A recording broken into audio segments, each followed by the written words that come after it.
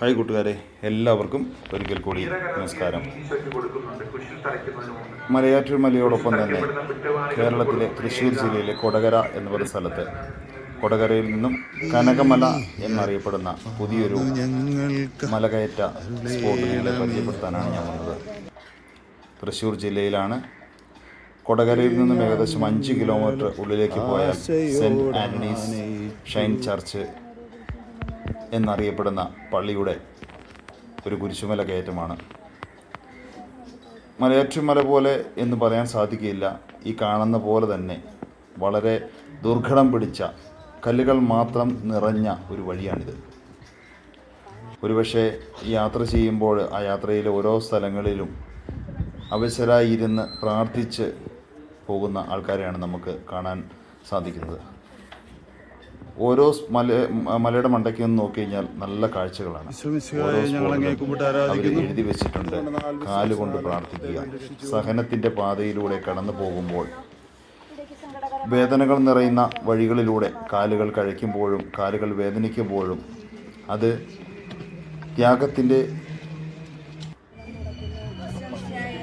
ത്യാഗമായി മാറ്റിക്കൊണ്ട് നമുക്ക് ഓരോ സ്ഥലത്തും പ്രാർത്ഥിച്ച് നമുക്ക് മുന്നേറാം. ഇവിടുത്തെ ഒരു പ്രത്യേകത ഞാൻ കണ്ടത്, അടിവാരത്ത് കുറേ വടികൾ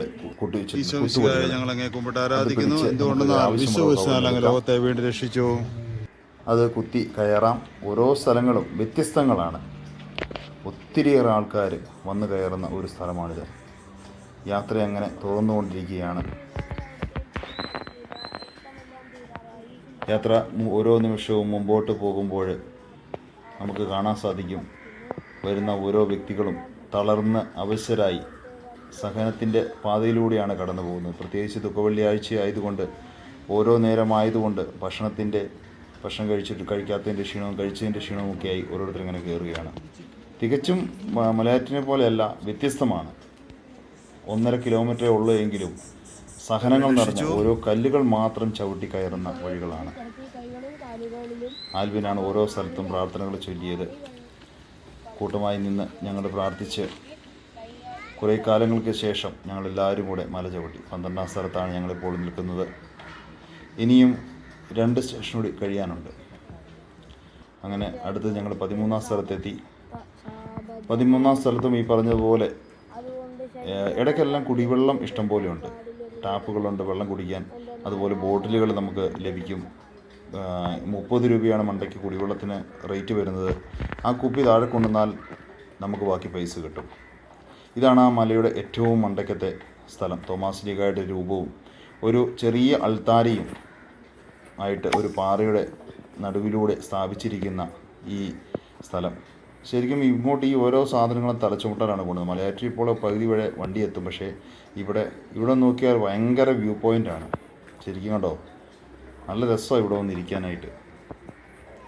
താഴോട്ട് നോക്കിയാൽ അതേതാ സ്ഥലം എന്ന് എനിക്കറിയത്തില്ല, എങ്കിലും വളരെ മനോഹരമാണ്.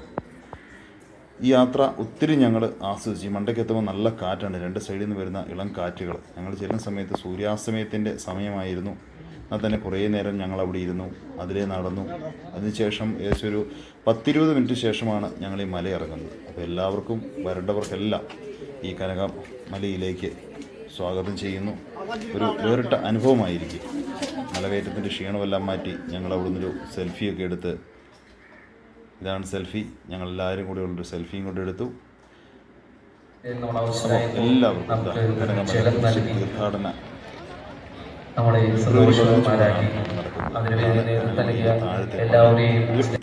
കഴിഞ്ഞ് ഇറങ്ങുമ്പോൾ